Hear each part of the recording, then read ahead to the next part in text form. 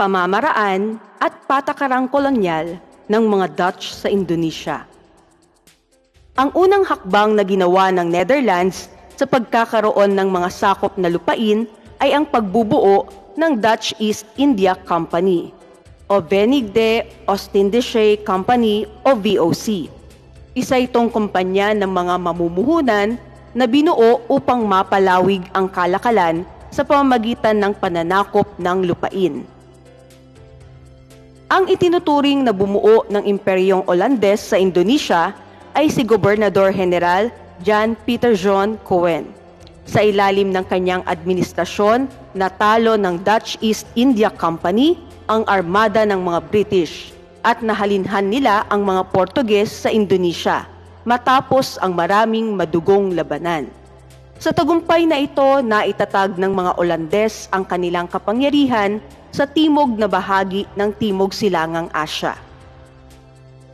Itinatag ang kauna-unahang kolonya ng mga Olandes o Dutch sa Batavia, isang pulo sa Java na sa kasalukuyan ay kilala bilang Jakarta. Mula sa Java, sinakop din nila ang daungan ng Malacca at ang napakahalagang Spice Island ng Moluccas mula sa Portugal. Sa loob ng buong ika-16 na siglo, napalago ng Netherlands ang kanilang kapangyarihan sa buong Indian Ocean. Bunga nito, ang Amsterdam, ang kabisera ng Netherlands, ay naging pangunahing sentro ng negosyo at komersyo sa Europa. Ang sistema ng pamamahala ng mga Dutch ay direkta at dalawahan. Ibig sabihin, ang namumunong Dutch ay may katumbas na lokal na pinuno ng mga aristokrata o dati ring mga pinunong Indonesian na nagsisilbing tagapamagitan sa pagitan ng mga Javanese na magsasaka at opisyal na Dutch. Ang pagtatatag ng kontrol sa Java ay hindi naging madali.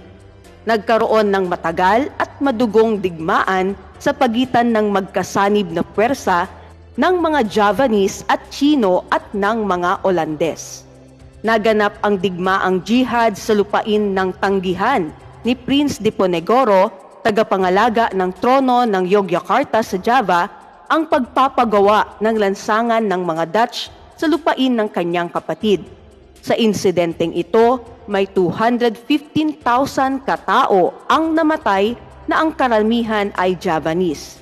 Higit pang naging makapangyarihan ang mga Dutch nang madakip si Prince Diponegoro. Bunsod ng magastos na pakikipaglaban, naging mahirap para sa mga Dutch na ipagpatuloy ang pakikipagkalakalan dahil sa kakulangan ng pondo. Dito nagsimulang pagpasyahan ni Gobernador General Van den Bosch ang cultivation system noong 1830. Ito ay nangangahulugan ng pagsisimula ng monopolyo ng pagtatanim ng cash crops o export crops tulad ng kape, tabako, indigo at paminta sa Java. Cultivation system. Sa sistemang ito, ang mga Dutch ang nagdedesisyon kung ano at gaano karami ang kailangang i-produce ng mga magsasakang Javanese. Sa huli, ang bawat Javanese ay kailangang makapagtanim sa ika-5 bahaging sukat ng kanilang sakahan ng mga produktong kailangan ng mga Dutch sa loob ng 66 na araw.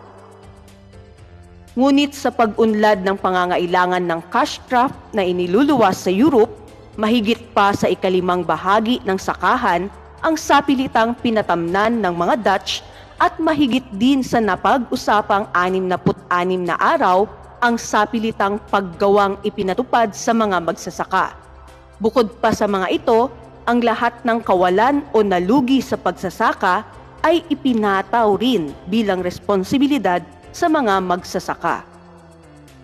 Ang walang patumangging pagsasamantala sa mga katutubong magsasaka ay naging sanhi ng kagutuman at paglaganap ng epidemyang kolera noong 1840 sa gitnang Java at Cirebon sa hilagang kanluran ng Java.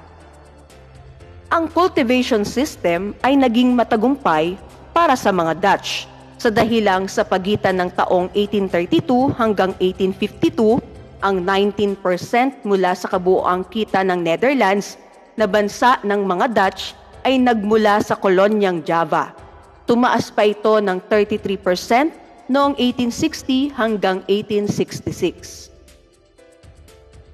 Noong 1860, ang cultivation system ay tinuligsa ni Edward Douwes Dekker sa kanyang aklat na Max Havelaar. Dito ay ibinulgar ni Dekker ang kawalan ng pagpapahalaga ng mga Dutch sa buhay ng mga mamamayang Indonesian. Ang sistema ay winakasan noong 1870 matapos nitong mapagyaman at maitaguyod ang pamahalaan at kalakalang Dutch. Ang pangyayaring ito ay umani ng batikos sa Netherlands at umagos ang suporta sa pagpapalit ng pamamahala sa bansa sa prosesong liberal.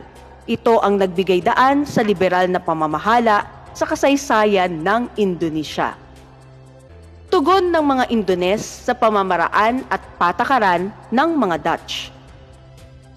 Tulad ng mga Pilipino, matapang ding hinarap ng mga katutubong Indones ang pananakop ng mga Dutch. Nilabanan ng mga lokal na pinuno ng Indones ang tangkang pananakop ng mga Dutch sa kani-kanilang teritoryo na naganap sa iba't ibang paraan.